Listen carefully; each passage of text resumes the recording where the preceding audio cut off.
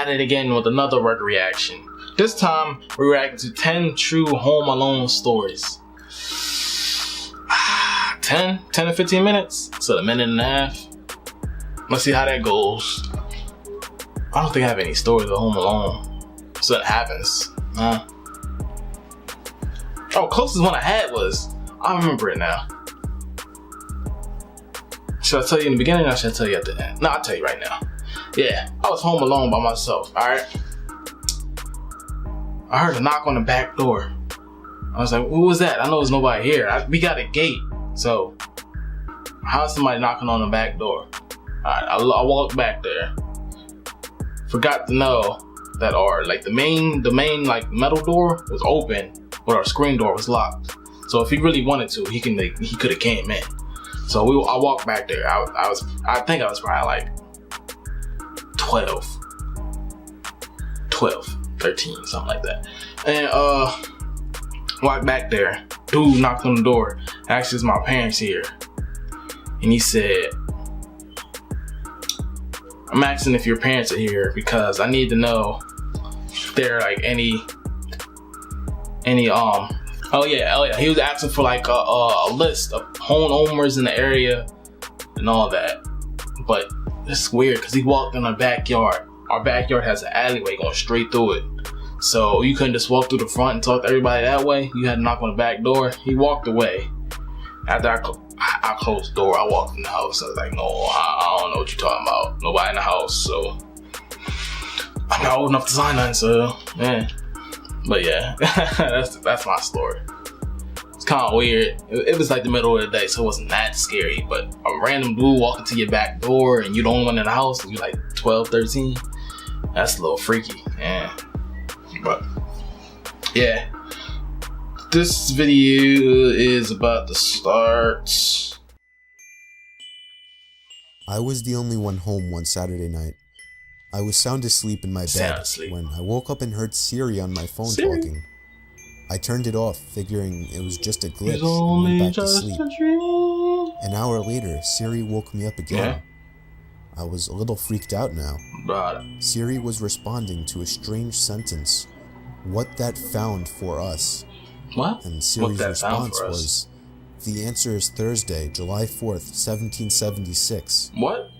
It was freaky as hell, but I still ended up dismissing it as a glitch. One more time, Siri, I woke up to Siri speaking. What type of time this are you on, Siri? The sentence that Siri was replying to was my full name. And her response was, here's the info for my name. At that point, I went to my parents' room, locked the door, and slept in there. The door. I still have doubts of whether it was really just a glitch. Was it like a ghost talking door?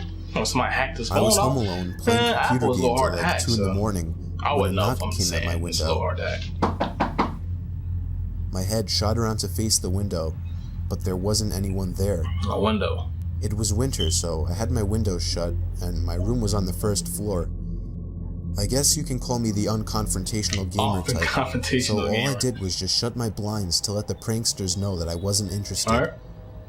Enough time passed where I was able to forget about the knocking and get back into my Somebody game. under your bed, I know. Until another steady set of knocks came at the window. I was so uneasy now. Why were they doing this? They messing with you. Why couldn't they just leave me alone?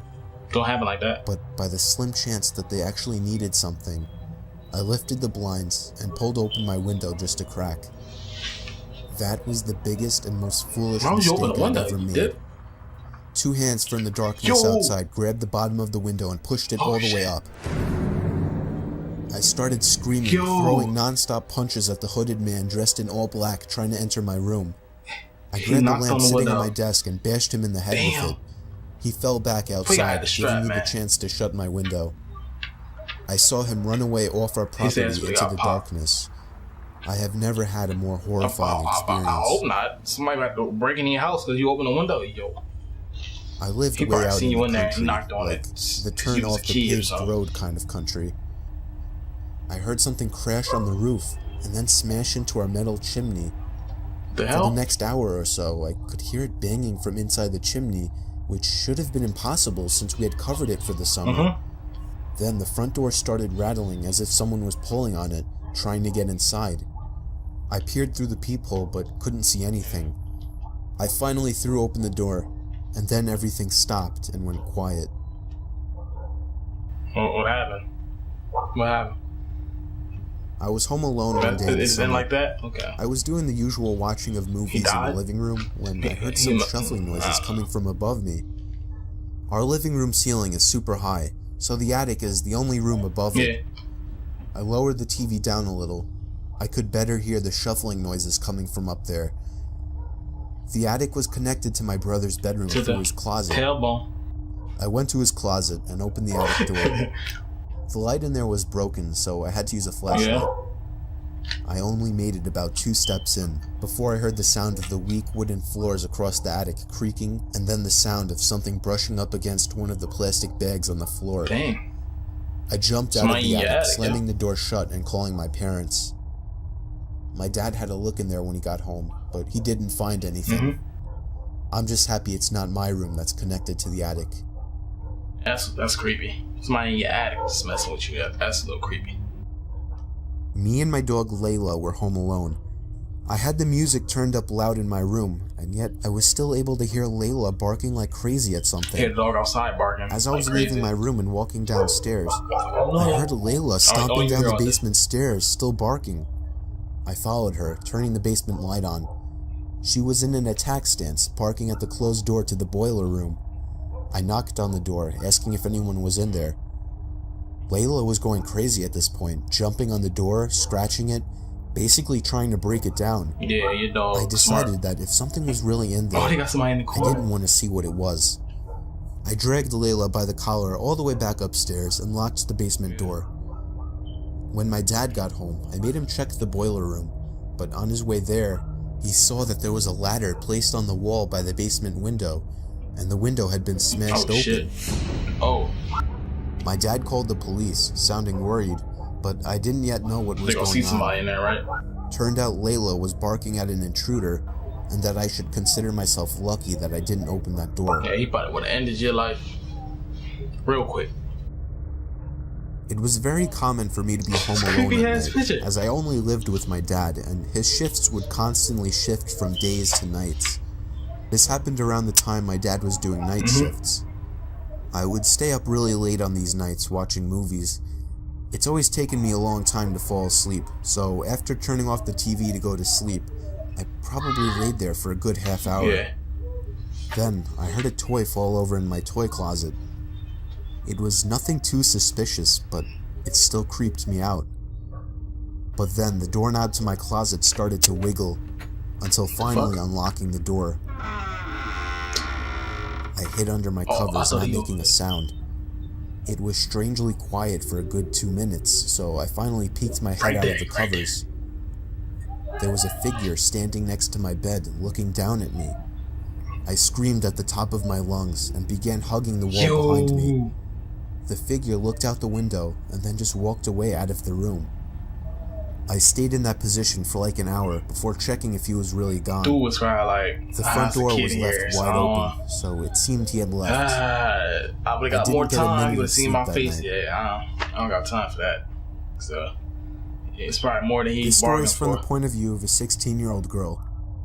I used to have a boy living next door to me that was obsessed with me. His name was Joey. Every time I would go outside, Joey would come outside as well, as if he were watching me through his windows, waiting for me. Weird. He was 17 and very weird, and he didn't seem to have any friends, as he was always home. I tried to give every sign possible that I didn't like this guy, but he wouldn't get the message. So I had to finally just tell him one day that I don't like him and to leave me alone. The look on his face that day is something that won't leave me. Oh, shit. It was the kind of angry look a toddler gives their parents when they can't have a toy. Coming from a 17-year-old, that's much more disturbing. Yeah, he's about to, One night, my parents left me to watch the house. I was working on a school project when I felt my bed shift a little bit. I looked under my bed. I screamed as I saw Joey laying under my bed. I ran away while he tried to crawl out from under my bed. This guy got issues. I ran to his house and rang the bell at least 10 times, telling his parents about it when they opened the door. His parents are dead. Joey never came out of my house, so I called the police. His parents begged me not to, but I ignored them. Got pictures of her in Police his found room, him don't he? still in my room and arrested him. Apparently, he admitted this wasn't the first time he had hid under my bed. Weirdo. They also found pictures of me scattered across his room. The most disturbing one was of me sleeping, and it was taken from inside my room. Yeah. I live in the country, and more often than not, I was home alone. We don't have any neighbors close by, so I would usually just sit in the yard and tan on sunny days. There was this one time that the sun was out strong and I was tanning in our yard when I saw somebody standing in the woods, watching me. I sat up in a position ready to get up and run. Do you need something? I yelled. The guy walked out from the woods and over to me, telling me that he lives up the hill and was wondering if I could help him out with a broken water pump. I told him that I was about to head out and that I didn't have time. Okay, that's smart. It was a lie, of course, but there was no way I was going with him. He walked off, back into the woods until passing a boulder, and I couldn't see him anymore. I was more creeped out than I had ever been in my life. So with that, I folded my lounge chair up and went inside, being sure to lock all the doors and windows. You would think it ended there, but it didn't. About an hour later, I realized I forgot my sunglasses outside in the grass, so I went back out to get them.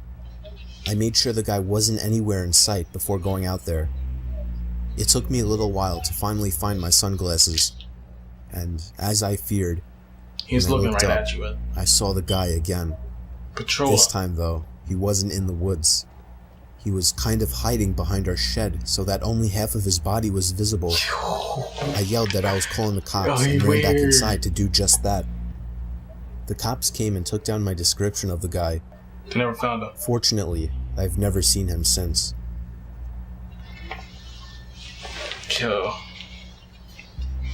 If you would have brought this the happened water to pump, me when I was really little. In the back of your head and I was 7 years old, but I still remember all of it like it happened yesterday. I was sleeping over my grandma's house, like I always did when I was little.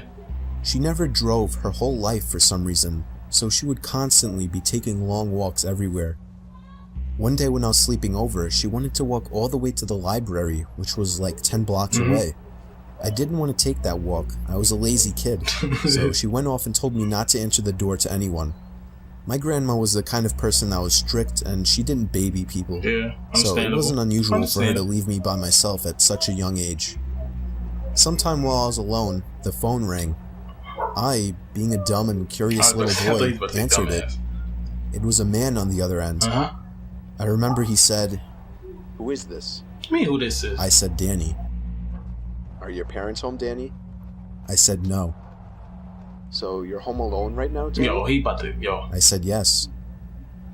"Where are you at right now, Danny? Do you know the address?" Somewhere in Queens," I told him. "Alright, Danny, bye-bye now." What the fuck, yo? He hung up. The picture I don't even remember thinking twice about it, but the story didn't end there, unfortunately. I'd say almost an hour later, a knock came at the door. I remembered what my grandma said, so I remained on the couch. "I see you on the couch, Danny."